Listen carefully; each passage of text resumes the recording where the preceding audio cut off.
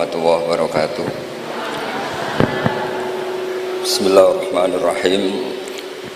Alhamdulillahirabbil alamin wassalatu wassalamu ala asyrofil mursalin sayyidina maulana Muhammadin wa ala alihi washabihi ajmain. Amma ba'du. Ingkang sangat kula hormati guru kita bersama Kiai Haji Anwar Mansur, Kiai Haji Abdullah Kafabi Mahrus, Kiai Haji Abdul Hakim, Kiai Haji Anim, Kiai Haji Zamzamis, dan ingkang kula hormati Bunyai Aina Ma'ruf ingkang kula hormati wonten Gubernur Jawa Timur Bu Khofifah, sedanten Bunyai ingkang kula hormati.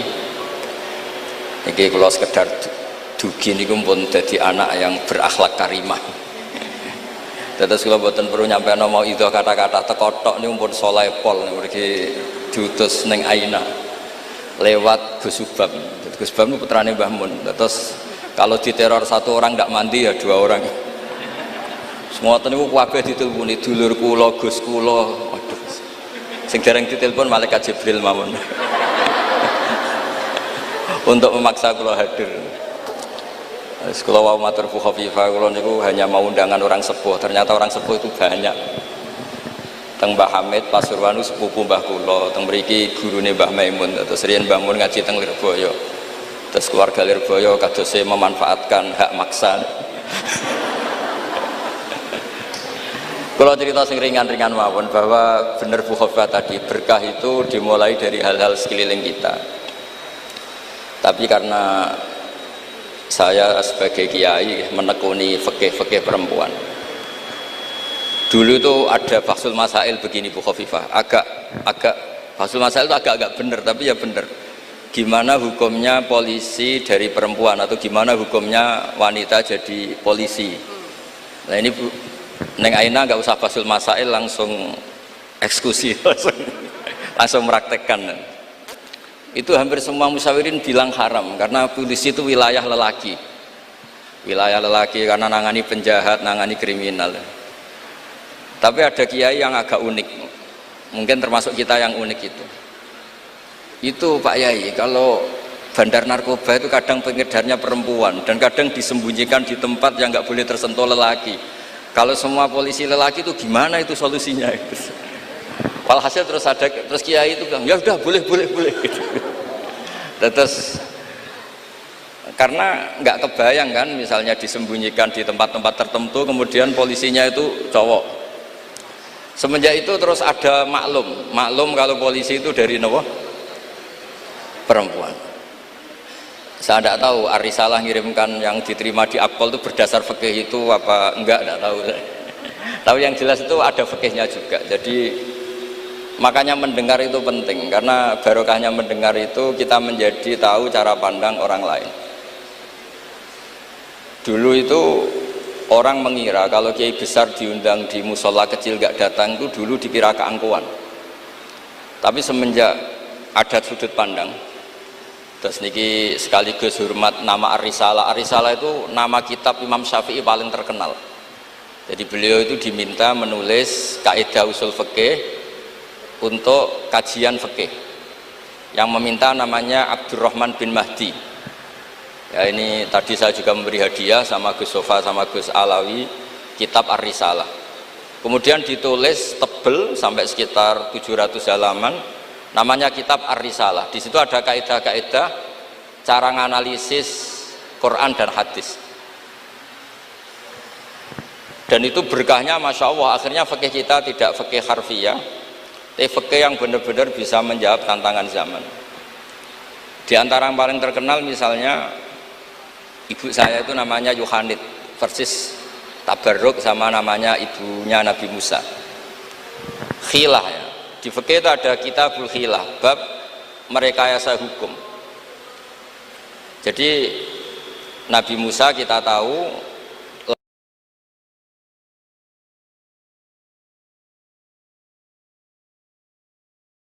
itu Nabi Musa. Setelah itu Nabi Musa kecil disusui siapa aja nggak mau. Ini cerita kecerdasan perempuan zaman itu sudah cerdas. Jadi sebelum sekolah Ar-Risalah juga ada yang cerdas ya. Terus gini ibu Nabi sinten Musa. Itu cerdas sekali. Dia minta saudaranya supaya meneliti ini larungan Nabi Musa sampai mana. Singkat cerita ngerti kalau itu ditemu Fir'aun. Ketika cari perempuan yang menyusui, tidak ada yang mau Nabi Musa. Wa harramna 'alaihil maradi, semuanya menolak. Singkat cerita, saudaranya ini bilang, hal adulluka ala ahli baiti yakfulunahu lakum. Ini saya tunjukkan keluarga yang mungkin susuannya pas dengan Nabi Musa, dengan Musa kecil. Lalu pengawal-pengawal Fir'aun itu curiga, loh kok tahu? Sebab itu untuk menghilangkan curiga, dia bilang, tapi mintanya bayaran itu tinggi. Jadi berkahnya minta bayaran itu malah dikira ini benar-benar orang lain, karena kalau ibunya sendiri pasti tidak minta bayaran. Jadi ini cerita, jadi mulai dulu perempuan itu pinter ngerekayasa. Ya agak ruwet nih. Jadi kita ini partai-partai yang kalah sama ibu, kalah sama apa saja lah, sama Bunyai. Kalau santri ditanya, takut mana Bunyai sama Pak Yai? Mesti jawabannya takut Bunyai. Itu ijma, itu sudah ada ijma. Karena kiai itu lebih sabar itu. Kalau kata Bunyai enggak, kiai itu lebih pelupa. Jadi kalau ada masalah gampang lupa. Akhirnya karena bayar itu terus tidak curiga. Nggak curiga kalau itu ibu aslinya Nabi Musa. Akhirnya ibunya Nabi Musa dapat dua nikmat. Dia ketemu putranya, sekaligus dapat uang dari Fir'aun. Jadi Quran kalau mencontohkan perempuan itu luar biasa. Ada lagi contoh Asia. Perempuan itu memang misteri. Ada yang istrinya Fir'aun jadi wanita hebat, yaitu Asia. Ada yang harusnya solihah kelas papan atas karena istrinya Nabi Nuh, malah enggak.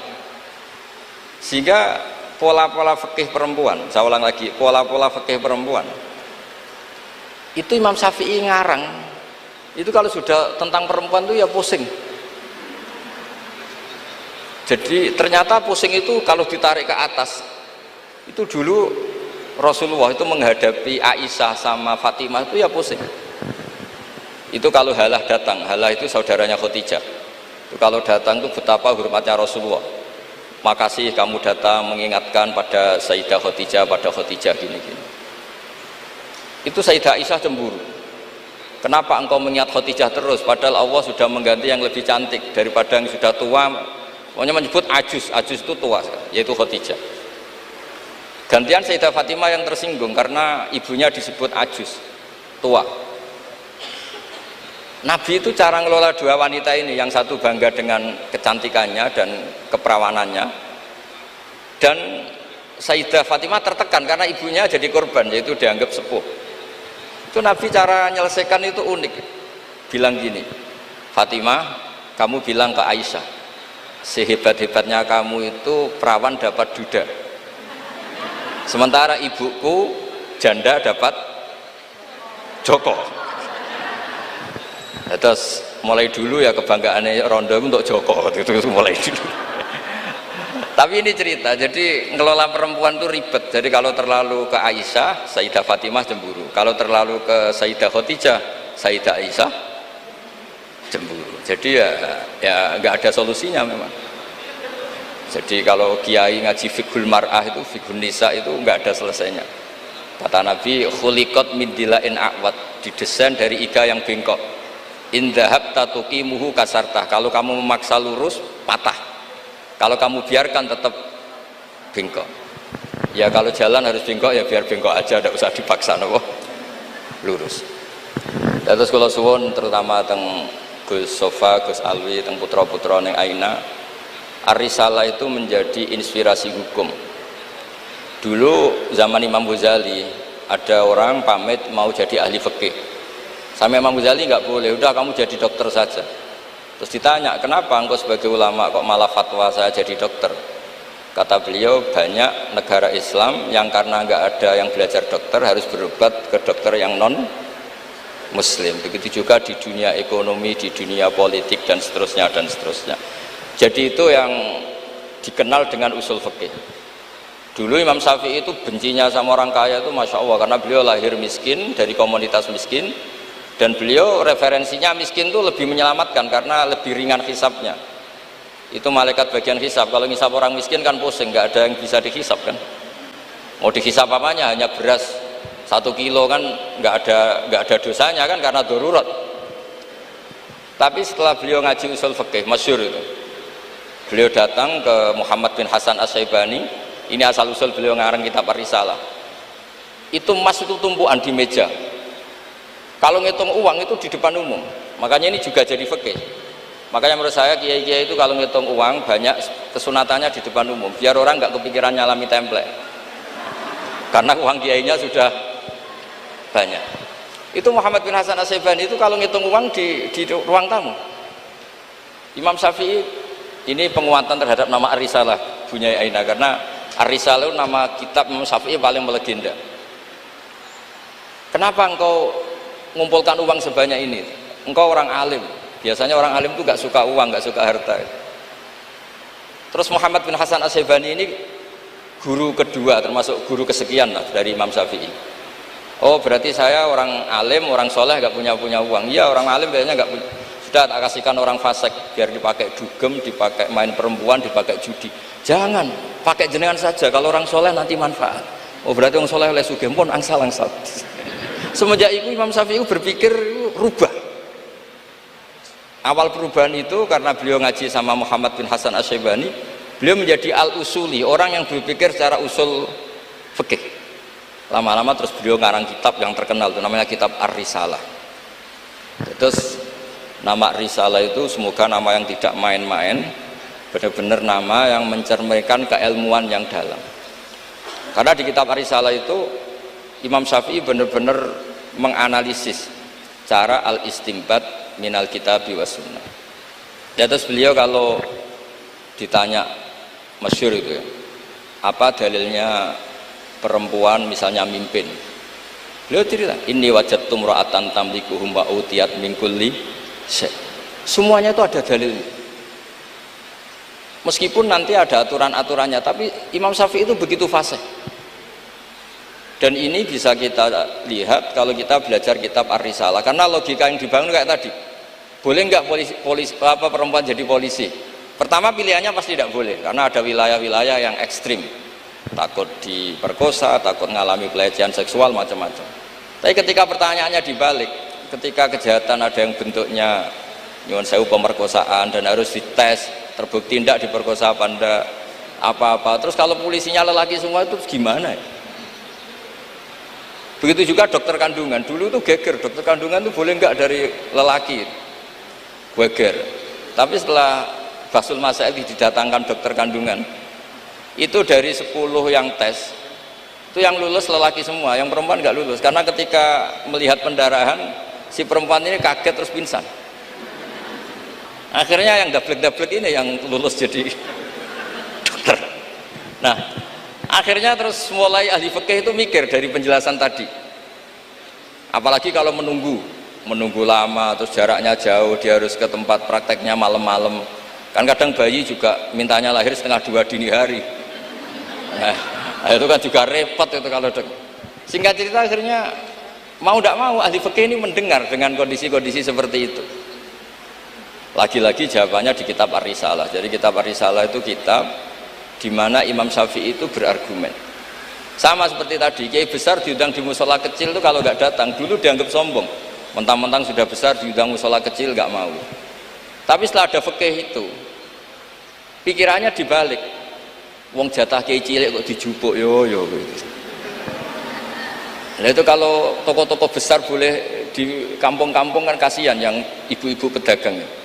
Nah sekarang kalau kiai besar, payune kiai desa pendak manakipan ae sing kiai ini teko, kiai gede. Apa dadi lakone ra sida kan begitu. Wong saya berkali-kali ngalamin tuh, kalau saya nggak datang di acara-acara gitu, mesti kiai kampungnya matur nuwun Gus jenengan gak teko, muga teko. Ya karena mereka jadi lakon kalau saya datang kan mahjub. Nah itu kan terus jadi mindset fikih juga. Ternyata cara pandang, oh nak teko kiai yang sopan, kiai gede kok diundang musola cilik teko. Itu mungkin kata orang banyak seperti itu, tapi tanyakan kiai RT itu. Sopan opo? Jupuk rezekine wong kan begitu. Nah, fikih-fikih seperti ini itu adanya di kitab Ar-Risalah itu. Jadi Ar-Risalah itu kitab yang luar biasa. Jadi berkali-kali kalau matur sudut pandang itu harus kuat. Ya, sudut pandang itu harus kuat. Ya tadi, misalnya Imam Sya'roni dulu itu ditanya, kenapa engkau sekarang suka jadi orang kaya padahal dulu anda senang jadi orang miskin?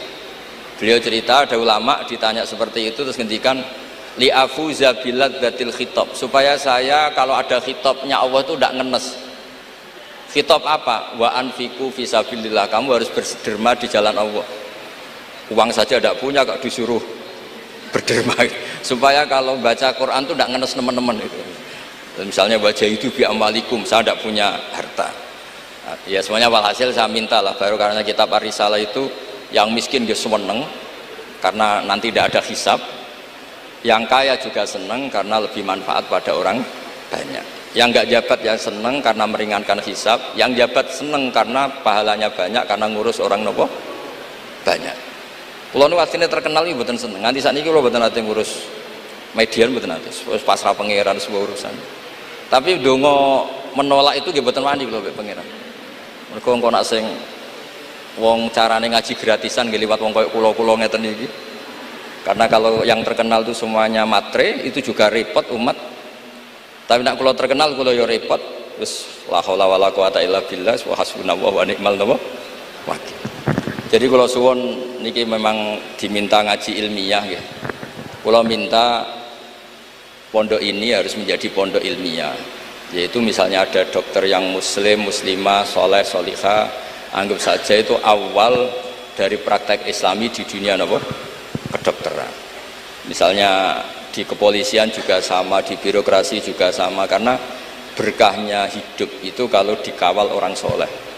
Wa maka nawau li'adzibahum wa anta fihim. Komunitas yang tidak soleh, ada satu saja yang soleh. Soleh itu bisa materinya karena soleh, kayak para habaib atau Rasulillah, atau soleh karena perilakunya, atau soleh karena keinginannya. Itu semuanya berkah, menjadikan azab ini tidak turun. Wa maka Allah yu'adzibahum wa anta fihim. Terus kula mboten saged matur kata-kata, wong kula teko tok pun sopan, pun gajaran kula pun kathah niku pun. Kula nak ngaji di rumah pakai kitab itu bisa 2 jam, bisa 3 jam. Tapi kalau ngaji seperti ini itu kan koyok kedikte gitu. Temanya diatur, jamnya diatur. Saya itu kiai yang paling pantangan diatur, tapi karena kalah sepuh ya sudah, jadi ganjaran ngaji ini tidak ilmiahnya tapi tawaduk saya gitu. Mugi barokah tawaduk niki kula nggih untuk barokah pondok Lirboyo ngoten mawon. Assalamualaikum warahmatullahi wabarakatuh.